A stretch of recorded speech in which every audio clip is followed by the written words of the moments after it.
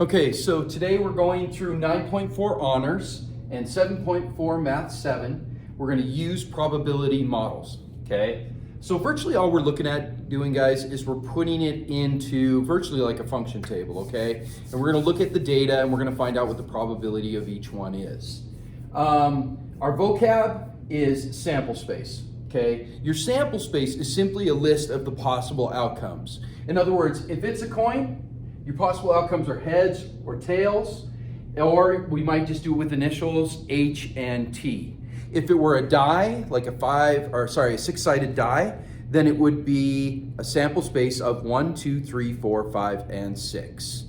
Okay, so the sample space, all it is are all the possible outcomes. All right, so let's look at the problem we have for today. Let's see if we can get this lined up real well, huh? Okay, so this is Excel number 5. Okay, guys? So pretty much what we're looking at is they had 300 people surveyed talking about their best or favorite genre of book. Okay? And so what they did was they put them into a table. So they organized the information. And they said, okay, for adventure, we had 48 people say they liked adventure best. Comedy, 63 people liked it best. Mystery, 57 people liked it best, and romance, 45 people said they liked it best. And then the rest of the people were other, okay? So we have this category of other that we don't know how many people that is. So what we're gonna do here is first, we're gonna figure out how many people were left, okay? Now this is how we do this stuff. We talk it through, we make sure we actually understand the scenario. So think about this again. We had 300 people surveyed. Okay, and they're telling us that there were this many people in each of those categories. Okay, so I'm going to write this into a single equation so you guys can see what they're talking about. In other words, we had 300 people, and we're going to subtract these people out of here. So in other words, I would add 48 to 63 to 57 to 45. Okay, when I added all these people together in these 4 categories, then I would subtract them from 300, and we'd find out that there were 87 people that were in the other category. In other words, 87 other people said other types of books were their favorite. Maybe it was horror or something like that, okay? So we'll put 87 in this category for our question mark. This is the way that we organize the information. Okay. Now, like I said, remember our sample space is based on our possible outcomes.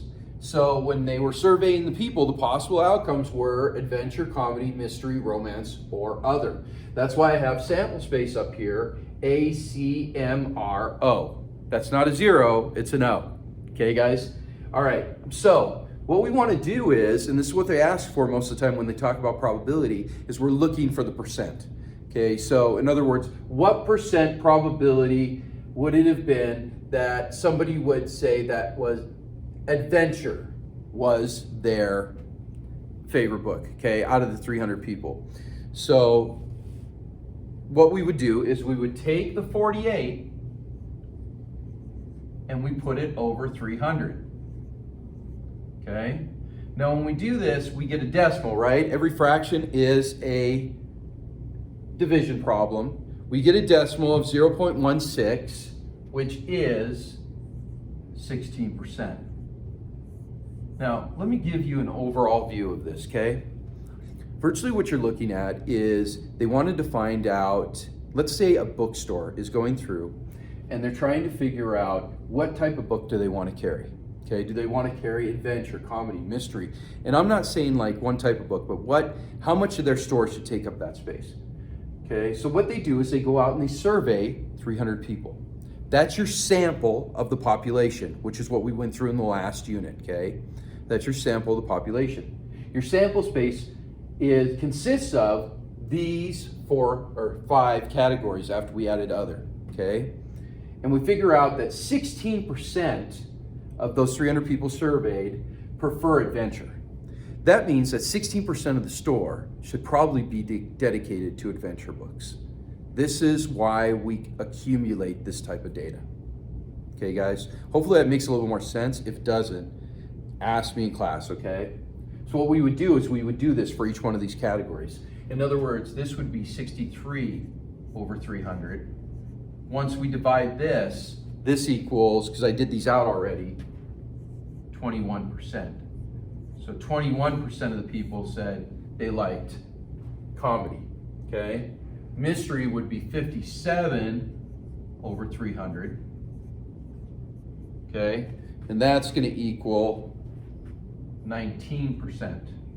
Now usually I would put approximately, but in this problem for this XL, they did it so it was an exact percent. So I can put that it equals 19%. But if it were like 19.3% and I put 19%, I would need to use the approximate symbol for that, okay, which is simply, remember the approximation symbol, okay? So remember that. 2 squiggly lines instead of 2 straight lines. Okay, so for romance, 45 over 300, which would equal 15%.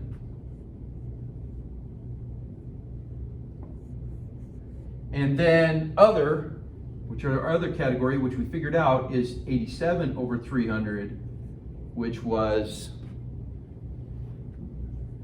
29%. Okay, so remember, when you're figuring out these, fractions are division problems. In other words, I would go 48 divided by 300, I would get 0.16. We multiply that by 100 to get the percent, which is 16%. Okay, guys? All right, remember, you have any problems, ask me questions in class. All right.